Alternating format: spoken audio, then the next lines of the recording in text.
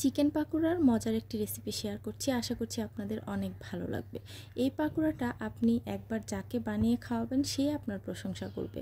বাসায় একবার ট্রাই করে দেখবেন সবাই খুবই পছন্দ করবে। পাকোড়াটা করার জন্য আমি এখানে হাড় ছাড়া মুরগির মাংস নিয়েছি, আর মাংসটাকে দেখতেই পাচ্ছেন একটু বড় সাইজ করে টুকরো করে নিয়েছি। মাংসটাকে এবার ম্যারিনেট করে নিব। এর জন্য হাফ চা চামচ মরিচের গুঁড়া, হলুদের গুঁড়া হাফ চা চামচ, ধনিয়ার গুঁড়াও হাফ চা চামচ, আর পরিমাণ মতো লবণ, সামান্য একটু জিরার গুঁড়া, গরম মশলার গুঁড়া দিয়ে দিয়েছি হাফ চা চামচ, চিলি ফ্লেক্স হাফ চা চামচ, আদা রসুন বাটা হাফ চা চামচ করে দিয়ে দিলাম। এরপর এখানে আমি হাফ কাপ টক দই ভালোভাবে ফেটিয়ে তারপরে দিয়ে দিলাম। 1 চা চামচ দিয়ে দিলাম হোয়াইট ভিনেগার, আর 1 চা চামচ দিয়ে দিলাম হচ্ছে সয়া সস। এরপর এখানে আমি হাফ চা চামচ দিয়ে দিলাম গোলমরিচের গুঁড়া। এবার সব কিছু খুবই ভালো মতো মেখে নিব। ভালোভাবে 2-3 মিনিটের মতো মেখে নিতে হবে, যাতে মাংসের ভিতরে মশলাগুলো ভালোভাবে ঢুকে যায়। চাইলে আপনি 2-3 ঘন্টা ম্যারিনেট করে রাখতে পারেন, এতে করেও চিকেনের ভিতরে আরও ভালোভাবে মশলাগুলো প্রবেশ করবে। তবে ইফতারের আগে যেহেতু করছি, এতটা সময় নেই, আমি জাস্ট 10 মিনিট ম্যারিনেট করে রাখবো। এরপর এখানে আমি কুচি করে আলু দিয়ে দিলাম একটা, আর একটা দিয়ে দিলাম পেঁয়াজ কুচি, সামান্য দিয়ে দিলাম কাঁচামরিচ কুচি। আলুটাকে পাতলা পাতলা করে কুচি করে নিতে হবে, আর পরিমাণ মতো দিতে হবে, বেশি দিলে কিন্তু ভালো লাগবে না। এরপর 2 টেবিল চামচ দিয়ে দিলাম চালের গুঁড়া, আর 2 টেবিল চামচ দিয়ে দিলাম বেসন। এবার সব কিছু খুবই ভালো মতো মাংসের সাথে মিশিয়ে নেব।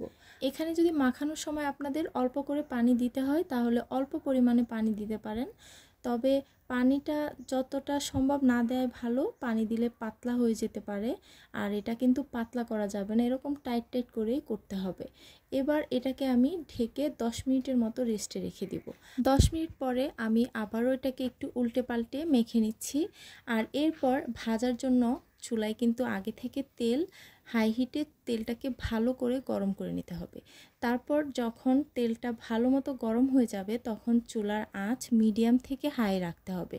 আপনি যদি চুলার আঁচটা কমিয়ে রাখেন তাহলে কোটিংটা আলাদা হয়ে যাবে, আর যদি বাড়িয়ে রাখেন তাহলে কালার তাড়াতাড়ি চলে আসবে।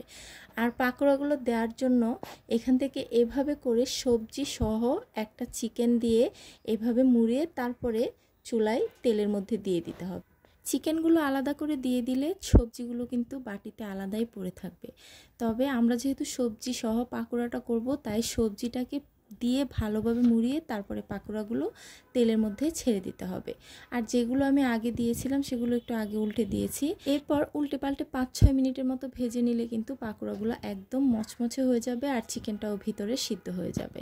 আর যেহেতু মুরগির বুকের মাংস হাড় ছাড়া, সেটা কিন্তু সিদ্ধ হতে 5-6 মিনিট থেকে বেশি সময় লাগবে না। যখন ভালো মতো ভাজা হয়ে যাবে, এরপর আমি এগুলোকে উঠিয়ে একটা টিস্যু পেপারের উপর রেখে দেব। দেখতেই পাচ্ছেন মাশাআল্লাহ কতটা সুন্দর দেখাচ্ছে। এরপর আমি বাকিগুলোকেও এভাবে করে ভেজে নিব। ভাজার সময় একসাথে কিন্তু অনেকগুলো দিতে যাবেন না, তাহলে কিন্তু একদমই পারফেক্টভাবে ভাজা হবে না। আর দেখতেই পাচ্ছেন মাশাআল্লাহ কতটা সুন্দর হয়েছে। যতটা সুন্দর দেখাচ্ছে, খেতে কিন্তু তার চাইতে অনেক বেশি মজার হয়েছিল। উপরটা একদম ক্রিস্পি, আর ভিতরে চিকেনটা একদম জুসি জুসি। এই রমজানের ইফতারে একদিন হলেও বাসায় ট্রাই করতে পারেন, দেখবেন পরিবারের ছোট বড় সবাই খুবই পছন্দ করবে। আজকে এ পর্যন্তই, দেখা হবে নতুন কোনো রেসিপি নিয়ে। আল্লাহ হাফেজ।